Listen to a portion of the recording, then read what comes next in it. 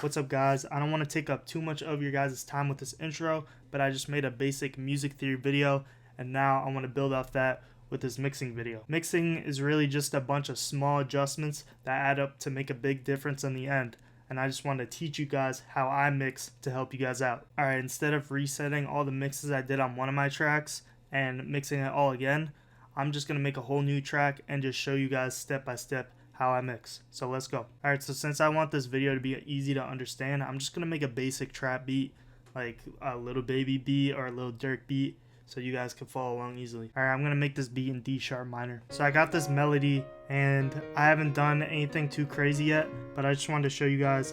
I put the velocity down on these just because I want them to hit a little less hard, because I realized that the bass was taking up too much of the frequencies. Just too much, they're just too loud. So how I see velocity is it's making it softer or brighter, so you can kind of hear here.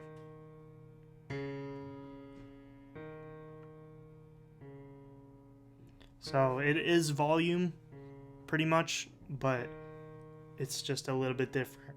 But you usually use velocity, or I usually use velocity with my hi-hats and with my drums more than my melodies, but in this case it worked out because I just wanted this singular little note to be a little less loud and a little softer. So as you can see here, I'm putting some delay on the piano just to make it sound more full.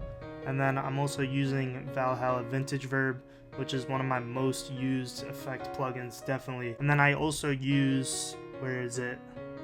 Fruity Reverb 2 a lot. And what else? Pan-O-Matic, if I want something to pan. I mean, there's no other way to describe it. I just like to have some sounds panning a little bit so it can really take up room and really sound so the song sounds alive and full. One last thing about velocity, what some people do is they would take their top melody.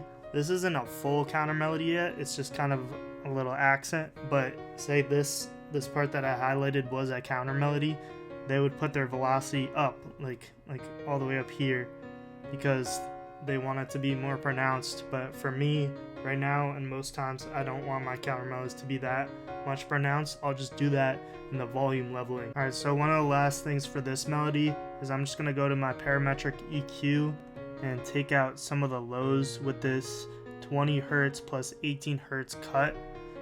Just take out, like, I like to go around here. I'm really cutting, I like to go around 120 hertz, but I'm really cutting into those low frequencies, so I'm going to keep it at 90 for now. I might remove the bass notes to leave more room for the 808, but for now I'm just going to keep it at 90, see how it sounds, see if it's clashing, but for now that's what I'm going to do. One thing I also wanted to talk about before I keep going is that I have a Fruity Soft clipper on the master. You can also put a limiter on the master, but I like a Fruity Soft clipper.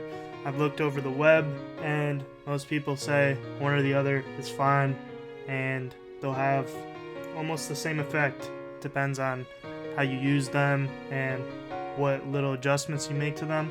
But for me, I just have the bass one. Now what I'm going to do here is I'm going to stereo separate these strings a little bit, because I want the piano to be right in the middle and then I want the strings to be going around. So that's what stereo separation does pretty much. And then what stereo separation also does is it makes it so there's two signals. So when it's not separated, there's one signal, and then when it's separated, there's a signal here on your left and on your right. And right now I just separated the piano a little bit, just 5%, but not as much as the strings. The reason I did that, by the way, is not just because I wanted to be a little bit separated, but stereo separation also increases the perceived loudness to the listener. So I want them to be a little bit more loud too and have that kind of double signal effect. So as you can see here, I stereo separated this pad 75% with the same principles as before and the same reasons why I did it as before, because I want the pad to be around and I want everything else to be more in the middle while the pad takes up space. Also, one thing I don't want to forget about is you guys should look at these volume adjustments, because I mean, they're nothing crazy, but a large part of mixing is just volume adjustments, and that's really what makes you great.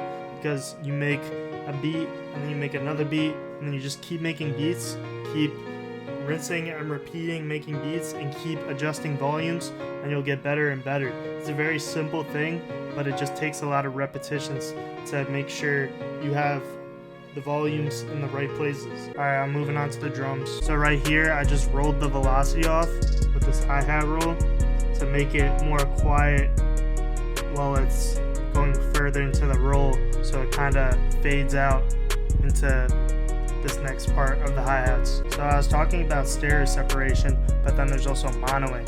So I monoed this little ear candy counter melody because I want it to be more in the middle, so I did that. And then I always 100% mono my 808s unless I have a kick. Then I 100% mono the kick and 50% mono the 808, because it's basically what do you want to be right in the middle, and by doing it, it gives more space for the rest of the drums and the rest of the sounds in the beat. And also one more thing is Rio Leva also said that you should mono your 808, so I'm kind of taking from him, and I agree. So just wanted to bless you guys with that knowledge too. I'm also gonna put Panomatic on this little ear candy sound, so it's a cool sound when it's going from your left ear to your right ear, and it opens up the song even that much more. So I've been using this effect a good amount just to add some more width to my beats. So one last thing I'm going to do is there's a lot of ways to put a sound to the left or the right, but I'm going to do it this way. I'm going to go to note pan and just put this open hat. I think this is to the left or the right. Honestly, I do not care, because I just want to put one to the left and one to the right. So that's going to the left and this one's going to the right. I just heard it. Alright, so I got one more bonus tip for you guys. So say there's an annoying frequency right by 6. It didn't happen in this beat, luckily, but just for the sake of this, say there's an annoying frequency right there.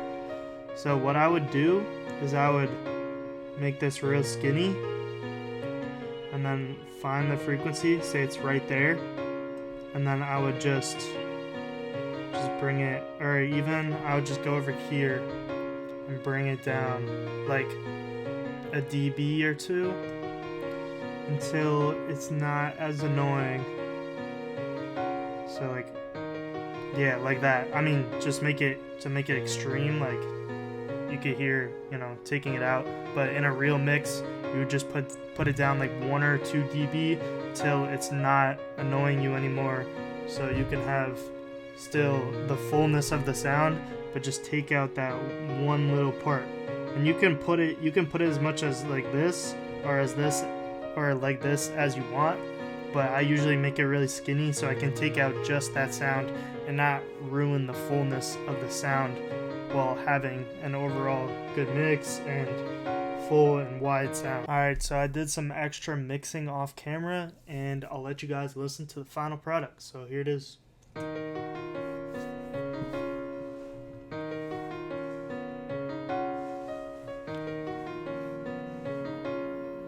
Yo, Jwill.